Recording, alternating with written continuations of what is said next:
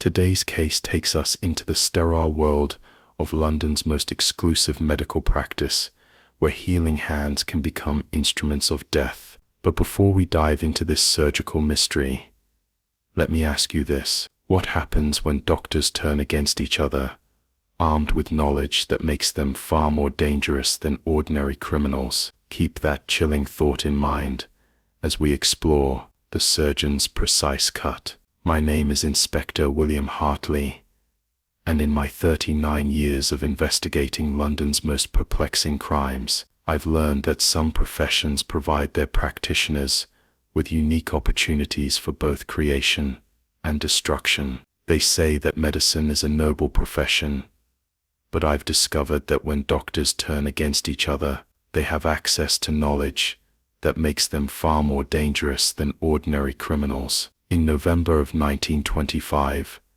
the murder of Dr. Marcus Whitmore proved that medical training could be the perfect preparation for the perfect crime. They say that medicine is a noble profession, but I've learned that when doctors turn against each other, they have access to knowledge that makes them far more dangerous than ordinary criminals. The murder of Dr. Marcus Whitmore proved that medical training could be the perfect preparation for the perfect crime, where anatomical expertise and pharmaceutical knowledge combined to create a killing method so sophisticated that it nearly escaped detection entirely. The November fog had settled thick over Harley Street that morning, shrouding London's most prestigious medical district in a grey veil that seemed appropriate for the tragedy that had unfolded during the night. Dr. Marcus Whitmore's private clinic stood like a monument to medical excellence, its Georgian facade and brass nameplate speaking of discretion,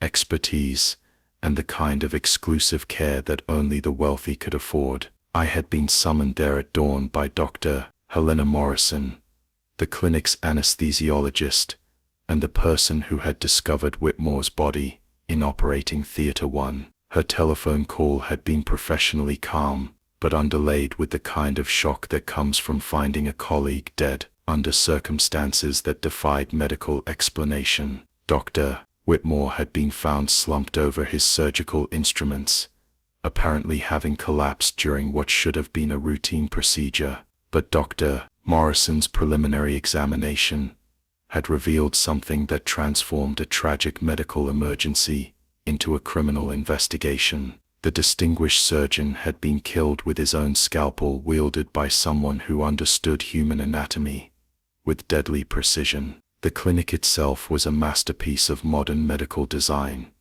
combining the latest in surgical technology with the elegant atmosphere that wealthy patients expected from their physicians. As I climbed the steps to the main entrance, I could see through the tall windows glimpses of waiting rooms, furnished like gentlemen's clubs, consultation offices lined with medical degrees and society portraits, and the gleaming corridors that led to operating theaters equipped with the finest instruments that money could buy. But beneath the surface of medical excellence, I would soon discover, lay a network of professional rivalries, ethical compromises, and financial pressures that had created the perfect environment for murder. The world of Harley Street medicine was not the noble calling it appeared to be. It was a battlefield where careers were built and destroyed with surgical precision. Dr. Morrison met me in the clinic's elegant reception area, a woman of perhaps 45 years with the kind of calm competence that made her invaluable in medical emergencies. She wore a white coat over her evening clothes,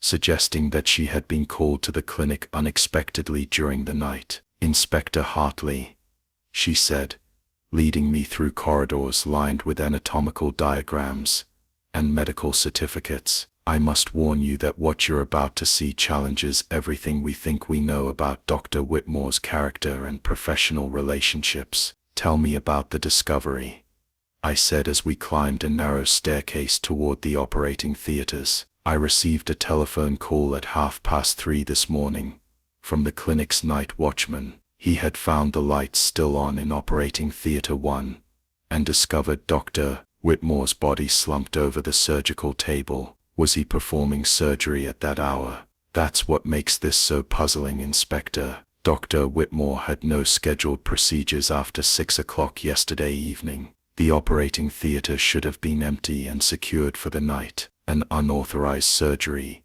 in the middle of the night. Already the case was taking on the characteristics of something far more sinister than a simple medical emergency. Think about this. A surgeon found dead in his own operating theater during an unauthorized procedure. What kind of surgery requires such secrecy that it must be performed in the dead of night? And what kind of patient would agree to such dangerous conditions? Operating Theater 1 was located on the clinic's second floor, a sterile environment equipped with the latest surgical instruments and electric lighting systems that allowed for precise work regardless of the time of day. But the scene that greeted me was far from the ordered precision that characterized normal surgical procedures. Marcus Whitmore lay slumped across the operating table, a man of perhaps 55 years, whose distinguished appearance was marred by the blood that had spread across his white surgical gown. He had been a handsome man in life, with the kind of confident bearing that inspired trust in wealthy patients seeking the finest medical care available. But it was the manner of his death that immediately captured my attention. A single scalpel wound to the neck, delivered with the kind of anatomical precision that suggested intimate knowledge of human physiology. The killer had struck exactly at the carotid artery, causing death within minutes, while minimizing the amount of blood that would contaminate the crime scene. Dr. Morrison, I said, examining the wound more closely, this incision was made by someone with extensive surgical training. I reached the same conclusion, Inspector. The angle and depth of the cut demonstrate knowledge of neck anatomy that would be possessed only by a qualified surgeon or someone with similar medical training. What about the patient? You mentioned that Dr. Whitmore appeared to be performing surgery when he was killed. That's the most disturbing aspect of the entire scene, Inspector. There was no patient present when the body was discovered, but the surgical instruments were arranged as if for a procedure, and there were traces of anesthetic gases in the air. No patient, but evidence of surgical preparation. Either the patient had fled after witnessing the murder, or there had never been a legitimate patient at all. The unauthorized surgery might have been a cover for something else entirely, a meeting that required the privacy and security that an operating theater could provide. Dr. Morrison, I need to understand Dr. Whitmore's professional relationships, who might have had access to this operating theater, and who possessed the medical knowledge necessary to kill him in this manner. Very few people, Inspector. The clinic employs only 4 surgeons, 2 anesthesiologists, and a small support staff. All of them have keys to the operating theaters and the expertise to perform the kind of precise incision that killed Dr. Whitmore. What about Dr. Whitmore's relationships with his colleagues? Were there any professional disputes or personal conflicts? Her expression grew troubled as she considered the question. Dr. Whitmore was demanding in his professional standards. He had very specific ideas about surgical technique and patient care that didn't always align with those of his colleagues, meaning he made enemies, meaning he believed that compromise in medical matters was often a form of malpractice. That philosophy put him at odds with several members of our staff. A perfectionist surgeon whose uncompromising standards had created professional conflicts. Exactly the kind of person who might accumulate enemies among colleagues who resented his criticism of their work. Dr. Morrison, I'll need to speak with each member of your staff individually, but first, I want to examine this operating theater more carefully for evidence of what Dr. Whitmore was actually doing here last night. The examination revealed several puzzling details that deepened the mystery rather than clarifying it. The surgical instruments were indeed arranged for a procedure, but not the kind of routine operation that would normally be performed in a private clinic. Instead, the selection of instruments suggested something more specialized, possibly experimental surgery, or a procedure that would not be approved by standard medical boards. More disturbing was the discovery of documents hidden in Dr. Whitmore's surgical case,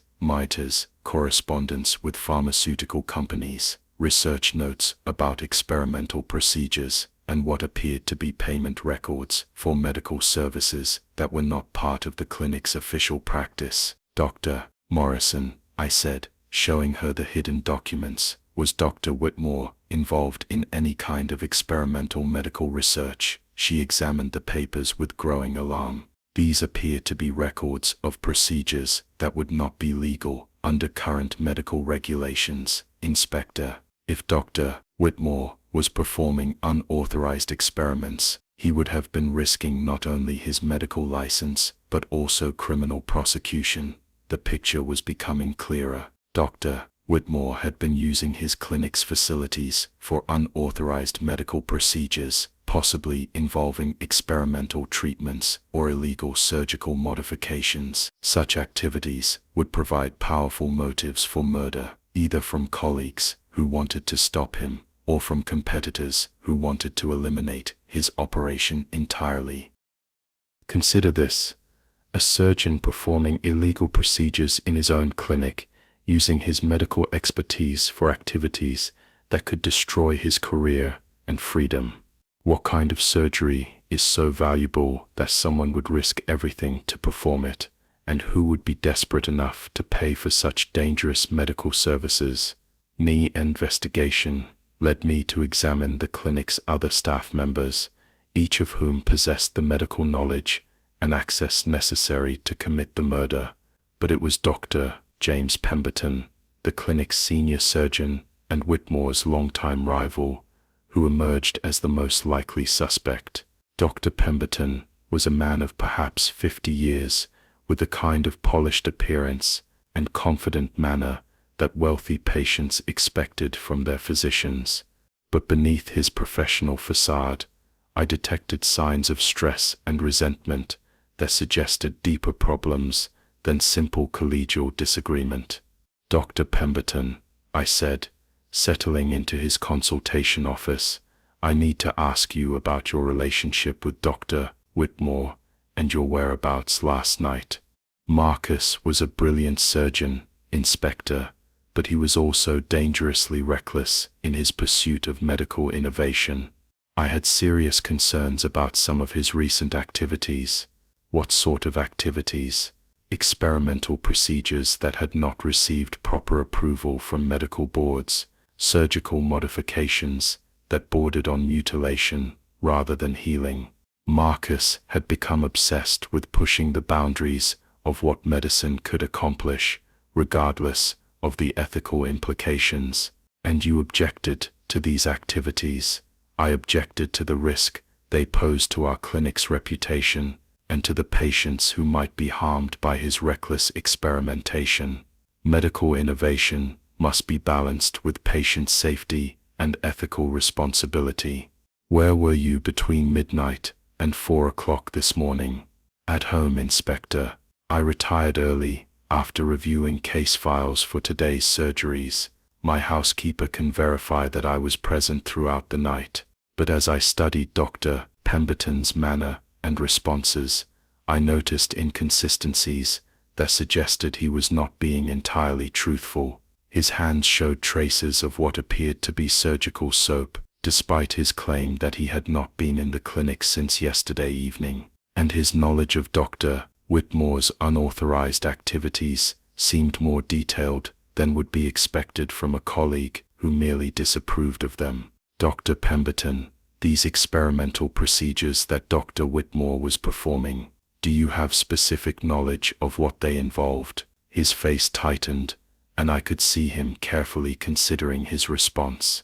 I had suspicions about certain aspects of his practice: patients who visited the clinic at unusual hours, procedures that were not recorded in our official files, payments that were made in cash rather than through normal billing procedures. Did you report these suspicions to medical authorities?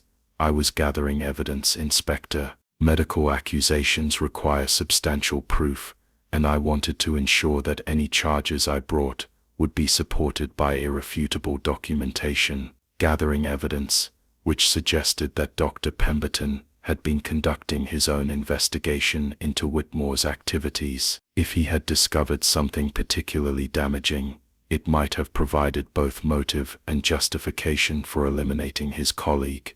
Dr. Pemberton, I'd like to examine any documentation you may have collected regarding Dr. Whitmore's unauthorized procedures. I'm afraid that would not be appropriate, Inspector. Such materials would involve confidential patient information and privileged medical communications, but his refusal to cooperate suggested that the documentation might contain evidence that would implicate him in the murder. Medical professionals who were genuinely concerned about patient welfare would typically be eager to provide evidence of malpractice to proper authorities. The breakthrough came from an unexpected source. While searching Dr. Whitmore's private office, I discovered a hidden safe containing documents that revealed the true scope of his unauthorized medical activities. The papers showed that he had been performing surgical procedures for criminals who needed to alter their appearance or remove identifying marks, operations that were both highly illegal and extremely lucrative. More importantly, the documents revealed that Dr. Pemberton had not been investigating these activities to report them to authorities. Instead, he had been blackmailing Dr. Whitmore, demanding payment in exchange for his silence about the illegal procedures. The plot thickens. One surgeon performing illegal operations for criminals, another surgeon blackmailing him for silence. When medical knowledge becomes a weapon, who can you trust to heal rather than harm? If you're following this surgical conspiracy, don't forget to subscribe for daily detective stories that cut deep into human nature. Leave a comment with your theory. What happens when the healer becomes the killer? Now, let's uncover the final diagnosis in this deadly medical mystery. Armed with this evidence, I returned to confront Dr. Pemberton, but found his office empty and his surgical case missing. According to the clinic's receptionist, he had left suddenly after receiving an urgent telephone call, claiming that he had been summoned to perform emergency surgery at another facility. But Dr. Morrison revealed that Dr. Pemberton had no scheduled procedures at any other medical facility that day. His sudden departure suggested either flight or an attempt to destroy evidence that would connect him to Dr. Whitmore's murder. The search for Dr. Pemberton led me to his private residence in Belgravia, an elegant townhouse that reflected the prosperity that came from serving London's wealthiest patients. But the house was empty, with signs that someone had packed hurriedly and departed with considerable urgency. It was Mrs. Henderson, Dr. Pemberton's housekeeper, who provided the crucial information that would solve the case. She revealed that her employer had indeed been absent from the house during the crucial hours when Dr. Whitmore was murdered. Dr. Pemberton received a telephone call at approximately 11 o'clock last night, she told me, as we sat in the kitchen of the empty house. After the call,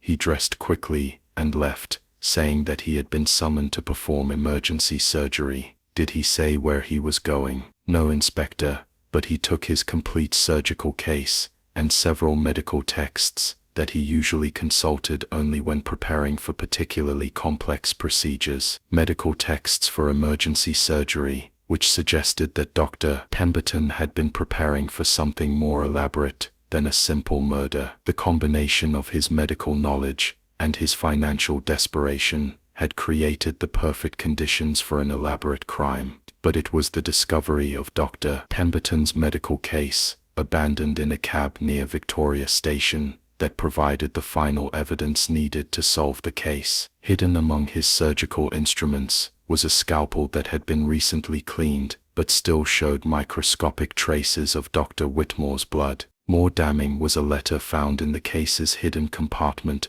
a document that revealed the full extent of Dr. Pemberton's financial problems and his plan to eliminate Dr. Whitmore while taking control of the illegal surgical operation that had been generating substantial profits. The letter was addressed to an unnamed criminal contact and outlined a proposal to continue providing surgical services for appearance modification and identity alteration. But instead of sharing the profits with Dr. Whitmore, Dr. Pemberton had planned to eliminate his partner and assume complete control of the operation. We found Dr. Pemberton at a private medical facility in Dover, preparing to board a ship bound for France. When confronted with the evidence of his guilt, he initially attempted to continue his denials, but eventually confessed to the murder when faced with the irrefutable physical proof of his involvement. "Inspector," he said as I placed him under arrest, "you must understand that Marcus Whitmore was destroying everything that medicine represents. His reckless experimentation and criminal activities were bringing disgrace to our entire profession. So you decided to eliminate him." "I decided to stop him before he caused irreparable damage to the reputation of medicine itself. The surgical modification procedures he was performing for criminals were not just illegal, they were morally reprehensible." "But you were planning to continue those same procedures yourself." His face flushed with anger and embarrassment. "I was planning to end the criminal activities and focus on legitimate medical research. The profits from those procedures could have funded important advances in surgical technique."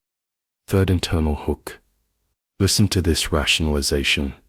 A doctor who kills to protect the honor of medicine then plans to continue the very activities he claimed to oppose. Dr. Pemberton's moral calculations show how easily noble intentions can mask selfish motives. When healers become killers, who can judge their true motivations? Mine. The trial of Dr. James Pemberton became a sensation in both medical and legal circles, exposing not only a carefully planned murder, but also a network of illegal medical procedures that had been operating in London's most exclusive clinics. Expert testimony revealed that the killer had used his medical knowledge to commit a nearly perfect crime, employing surgical precision to eliminate his victim, while minimizing evidence that could be traced back to him. Pemberton was convicted of murder and sentenced to life imprisonment, though he served only 22 years before dying of natural causes in Pentonville Prison. Ironically, he spent his final years providing medical care to other inmates, finally using his surgical skills for the healing purposes for which they had originally been intended. The investigation led to the discovery of a broader conspiracy involving several London medical facilities that had been providing illegal surgical services to criminals seeking to alter their appearance or remove identifying marks.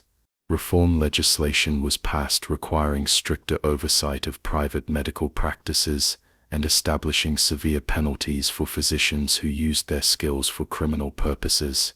Dr. Morrison took over management of the clinic and transformed it into a legitimate medical facility focused on innovative but ethical surgical procedures. Under her leadership, the institution became known for groundbreaking work in reconstructive surgery that helped victims of accidents and birth defects, rather than criminals seeking to escape justice.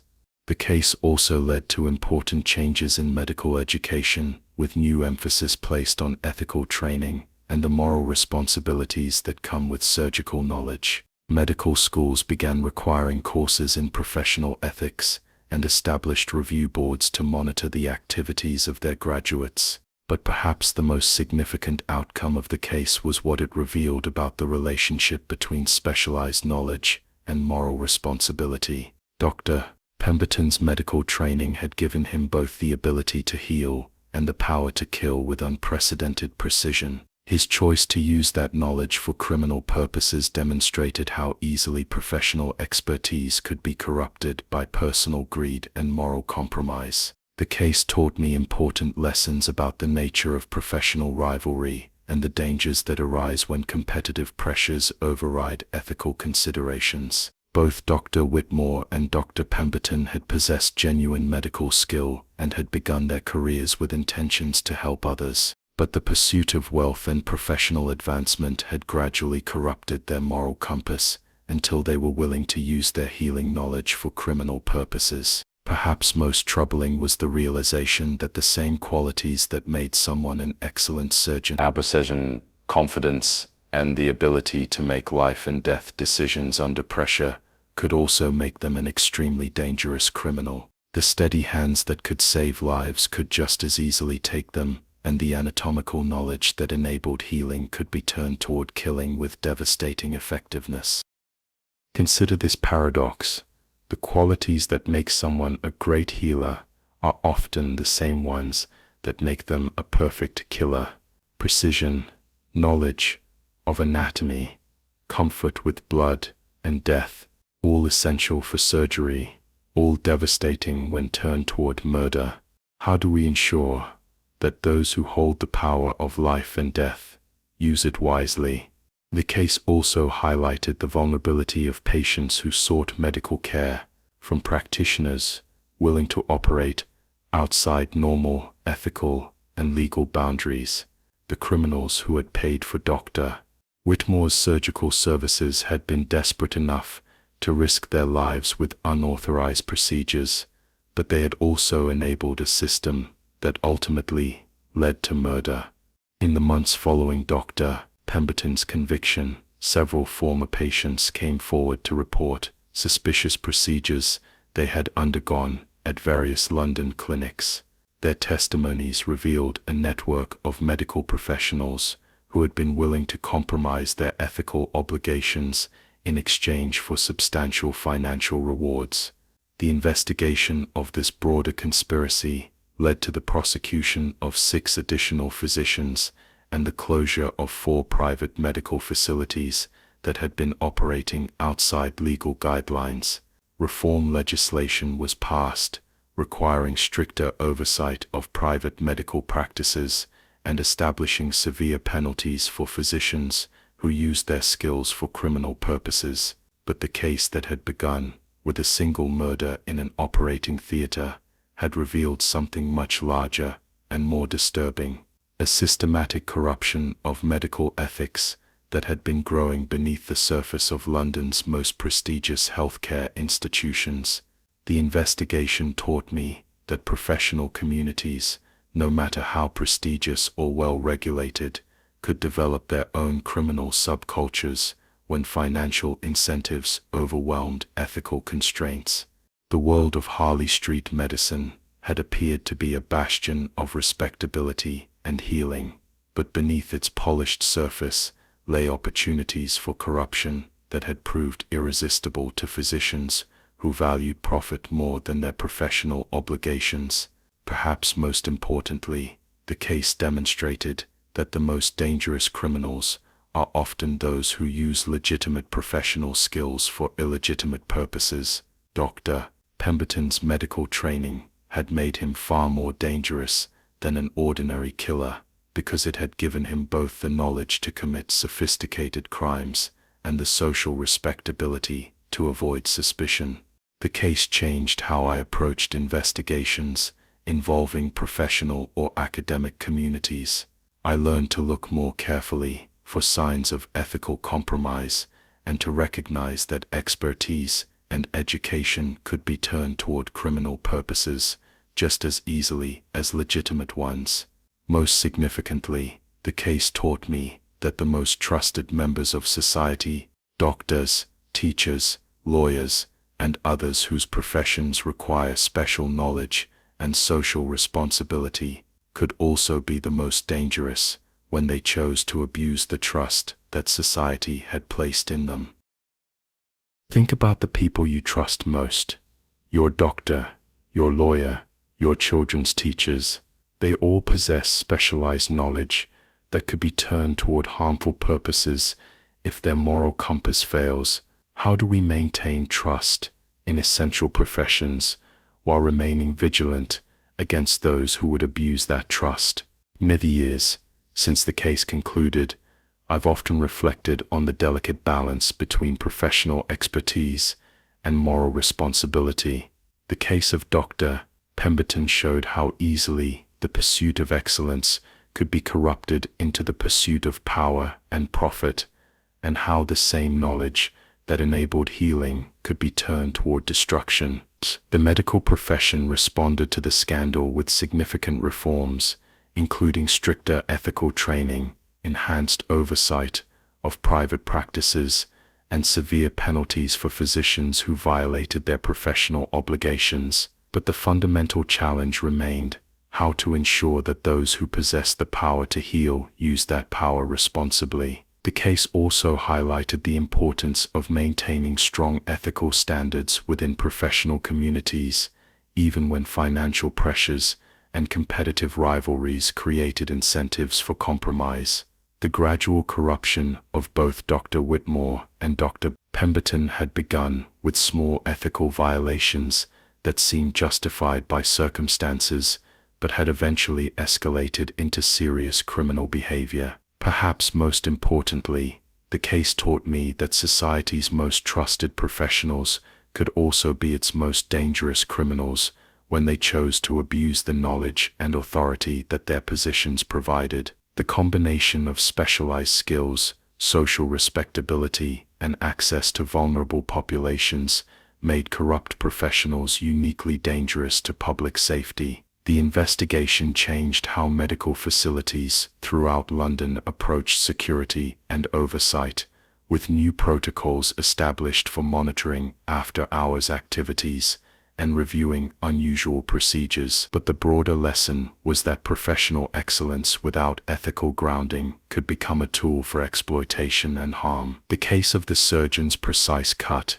remains one of the most challenging investigations of my career, not because of its technical complexity, but because of the moral questions it raised about trust, expertise, and the responsibility that comes with specialized knowledge. In the end, it proved that the steadiest hands and sharpest minds could become instruments of destruction when guided by corrupt intentions. Silosing hook nisat sukshin kol, and that, my friends, was how we solved the case of the surgeon's precise cut, a murder committed with medical precision, where healing knowledge became a weapon and professional rivalry turned deadly. Dr. Pemberton's surgical skills made him both a master healer and a perfect killer, proving that expertise without ethics can be the most dangerous combination of all. The case demonstrated that the most trusted members of society can also be the most dangerous when they choose to abuse the knowledge and authority that their professions provide. Medical training gave Dr.